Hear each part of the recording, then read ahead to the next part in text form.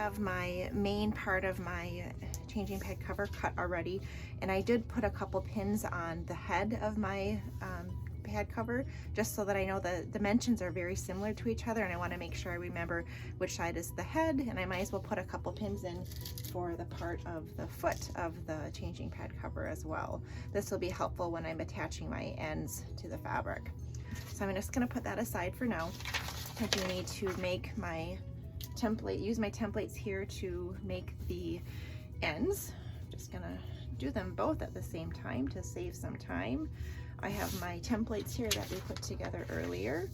Just gonna place that there and then trace. If you have a fabric marking pen, I recommend using that rather than the Sharpie marker. But I find for these videos, it's nice for you to be able to see a little bit clearer my markings.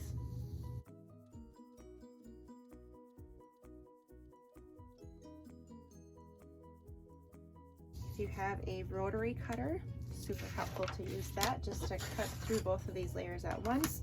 Just for stability, I like to put my ruler over the top of that just to kind of keep it in place. Prevents that fabric from shifting around when you're cutting your material. And then along the bottom.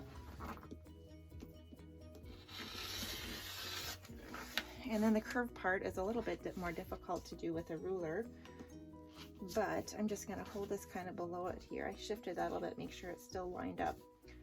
And I will do this flat part with the ruler, and then I'll just do it by hand up these curved ends and across the top there. Same for this side here. All right, so this is the most difficult part of the construction process, is this next step here. I have my two ends here. Now I have my pins marking the head and the foot of my changing pad cover. We will start with the foot. Sometimes these floral prints, I can never tell which way is up and down. I don't think it truly even matters. So I have my pins here marked. We know that that's going to be the foot.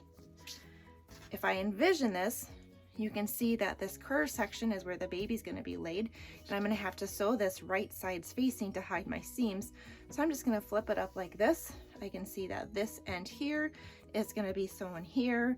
We're going to follow that curve, and then this side here is going to be here. So what I'm going to do then is I'm going to just kind of shift this to follow where I'm going to end up placing it. So if I section it right here and start sewing from here all the way to the edge, come up this way, and I'm going to stop at 1/4 of an inch from the edge because I'm going to need to then pivot the fabric at that point. So I will pin this in place. I'm just going to put my pin right where I want to end that seam. So the first step then is just to sew this one edge right here. So now we're going to sew that first section using 1/4 of an inch seam allowance.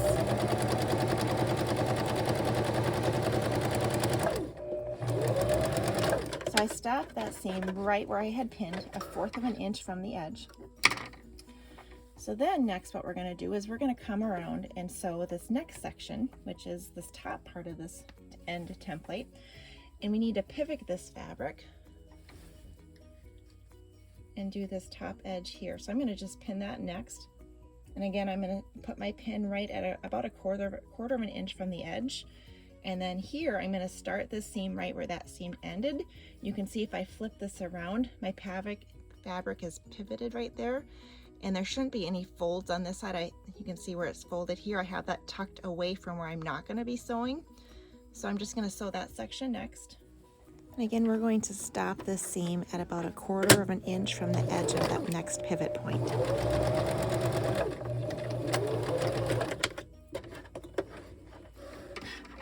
All right, next comes the curved edge. Same kind of process here. We're going to pivot that fabric, line up the raw edges. You can see as I do this here on this back side, where I have that pivoted, I have that fold going towards the side that I already sewed. Then I'm going to come around, just kind of match up these edges and work my way through.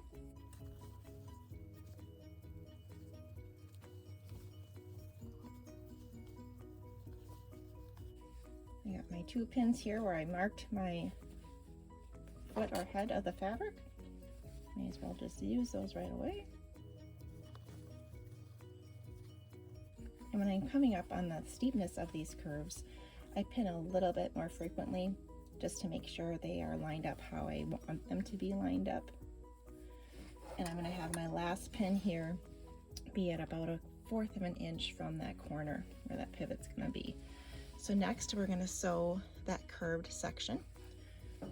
Again, I'm going to double check to make sure my pivot of that fabric there is out of the way so I'm not catching or snagging that at all. Now we'll serve this curved edge.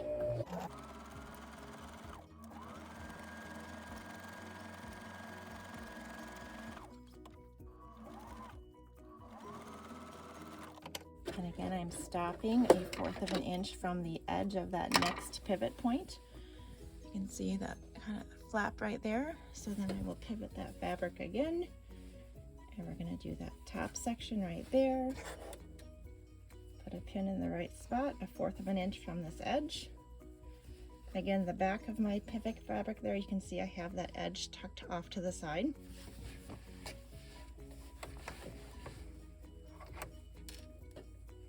All right. Come on, fabric, work with me here.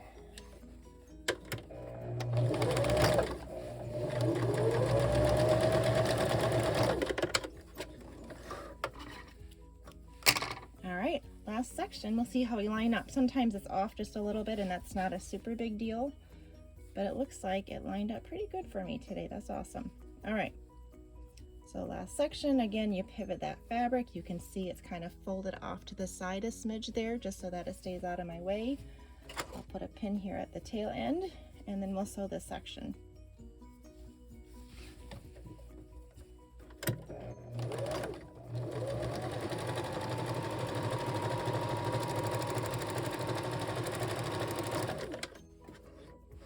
Now, if you have fabric that frays easily, you're going to want to go through this whole section again with a zigzag stitch just to prevent any fraying from occurring.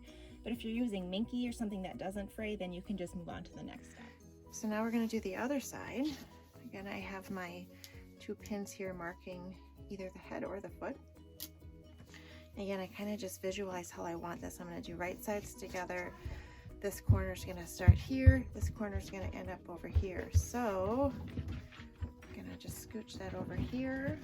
And this is going to be the same method as we did on the other side. So I'm just going to show you placement here, and then I will let you guys just kind of rewind and do this exact same way as before. All right, so now I have both ends sewn on there. And when I flip it right side out, you can see how that looks on that end. And then the same over here. Next step is we're going to create the casing then for where we're going to be threading our elastic through. To do that, the first step is to take your iron and you're going to fold the fabric over towards the wrong side by about 1/4 of an inch or so. And we're going to do this around the whole perimeter of the changing pad here.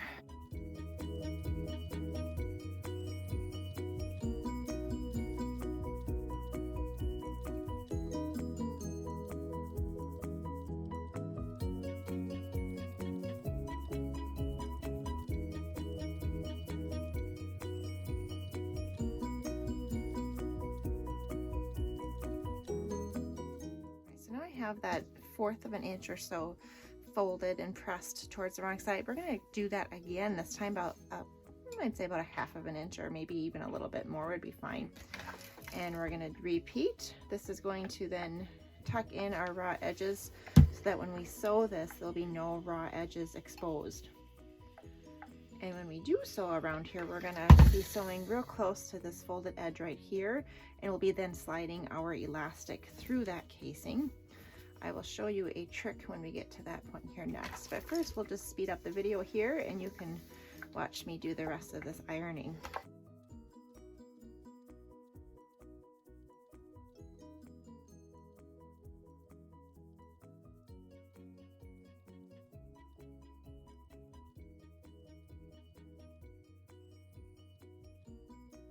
So now that you have that all folded and pressed that way, you can, if you want to, pin around just to make sure everything stays where you want it to be.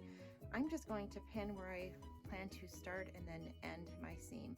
So when you sew this here, I'm gonna basically top stitch near this folded edge because I need to have, oh gosh, probably at least a 1/2 inch or a little less to be able to case my elastic through there.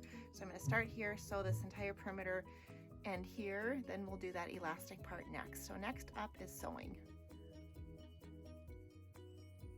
So I have that sewn all the way around with that little opening left right here. That's where my elastic's gonna go through. I find the best way to thread this through is to grab a safety pin, insert it on one end, and then take the opposite end, just to make sure you don't accidentally pull it all the way through. And I just pin this right here so I know that it's not gonna then get lost on the back side of this. And then take your safety pin and wiggle it all the way through. You can see I'm just gradually gaining a little bit of length here, each little scooch.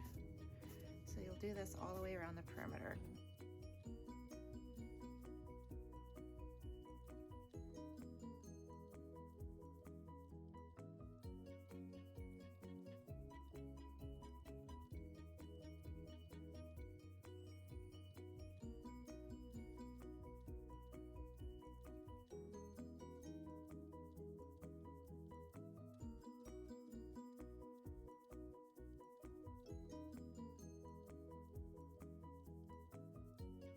All right, when you get to the end, then snake your pin out and you'll take this other end here. And what I usually do is I try to make sure it's not twisted. And then I'm gonna overlap the ends of these by about 1 inch. Pull that out way out so I have extra slack here. All right, so I'm gonna overlap this by about 1 inch or so, and then I will go ahead and zigzag stitch these ends together just like that. That way there'll still be some stretch to that. So we'll zigzag these ends next.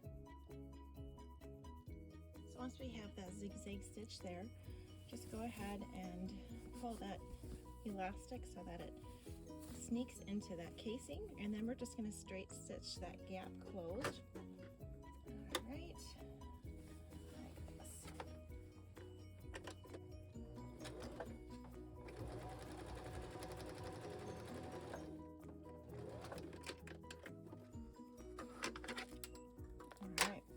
So then that casing or that elastic is completely within there and nothing sticking out. So the final step then is to get your elastic to be nice and even. You can see where I pulled it through. I got real snug here and it's not bunched at all over here. So I'm just going to kind of just go like this around until it's a little bit more evenly spaced where that bunching is. That looks pretty good.